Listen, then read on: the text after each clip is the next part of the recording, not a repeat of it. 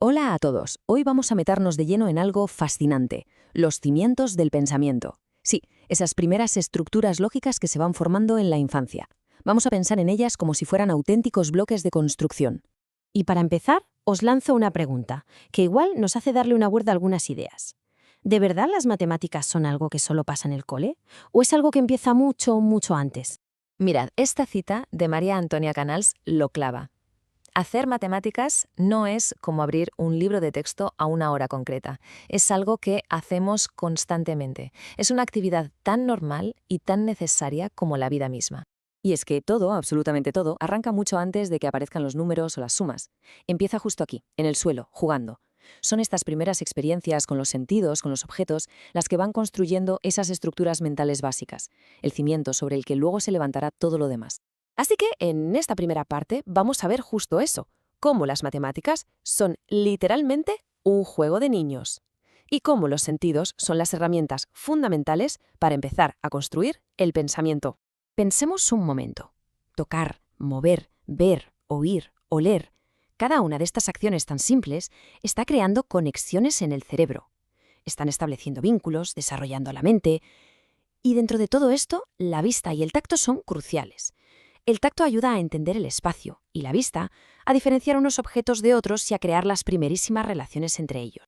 Pero claro, este camino no es una línea recta. La mente de un niño o una niña tiene su propia lógica y es súper importante que entendamos los obstáculos naturales que se va a encontrar. Su forma de pensar es sencillamente distinta a la de una persona adulta. Hay tres grandes características en esta etapa que tenemos que conocer para acompañarles mejor. Son el egocentrismo, el pensamiento irreversible y la transducción. Vamos a ver qué son exactamente, porque entender esto nos dará las claves de por qué las herramientas lógicas que vienen después son tan importantes. El primero es el egocentrismo. Y ojo, que no tiene nada que ver con ser egoísta. Es un tema de perspectiva. En esta fase, su punto de vista es el único que existe, el único válido.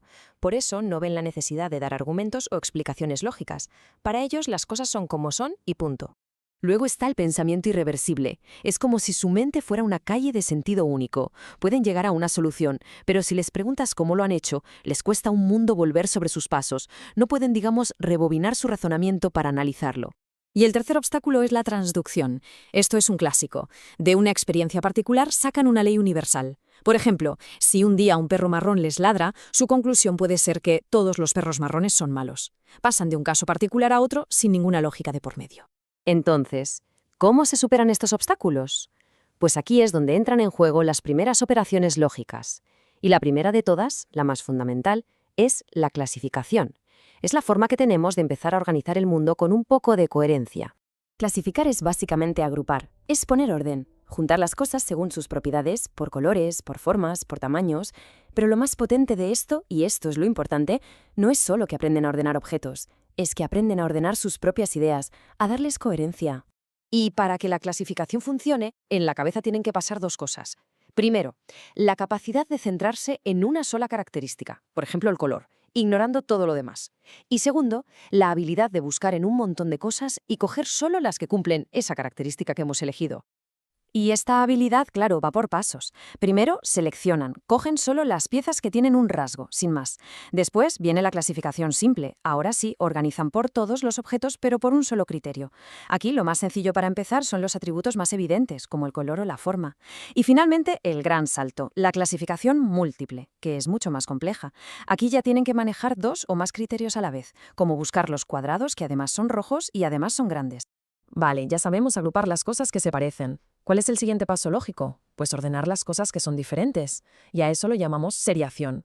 La seriación es esa habilidad para comparar cosas y ponerlas en fila siguiendo un orden. Es la base para que luego puedan entender conceptos como antes y después, más grande que o más pequeño que. Se trata de crear secuencias que tienen un principio y un final claros. Y las primeras series que dominan no son de números, son cualitativas. Se basan en seguir un patrón.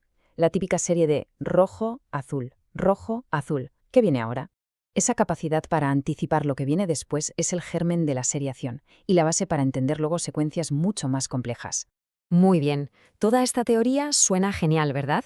Pero la pregunta del millón es, ¿cómo llevamos esto a la práctica? ¿Qué papel tiene quien educa y qué materiales nos pueden ayudar? Porque al final, y esto es lo más importante de todo, El objetivo no es que aprendan a ordenar bloques por colores.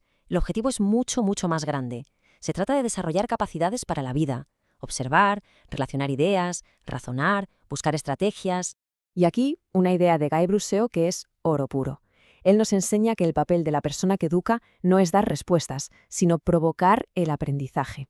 Es diseñar situaciones, pequeños problemas, que les reten a pensar y a modificar lo que ya saben. ¿Y con qué herramientas provocamos ese aprendizaje? Pues con materiales muy sencillos, muchos de ellos cotidianos, cuentas para hacer collares, piezas de construcción, pinzas de la ropa, botones y por supuesto aquí tenemos que hablar de los bloques lógicos de Dienes, que son un material fantástico justo para esto, para trabajar la clasificación con varios atributos a la vez, forma, color, tamaño y grosor. Lo clave es que sean materiales que puedan tocar, mover y explorar. Y así llegamos al final de este recorrido. Y nos queda una última reflexión en el aire. Sabiendo todo esto, ¿cómo podemos transformar el juego del día a día en una potentísima lección de lógica? ¿Cómo podemos mirar esos momentos y ver las oportunidades que esconden para construir los cimientos del pensamiento? La respuesta, en realidad, está en el propio juego.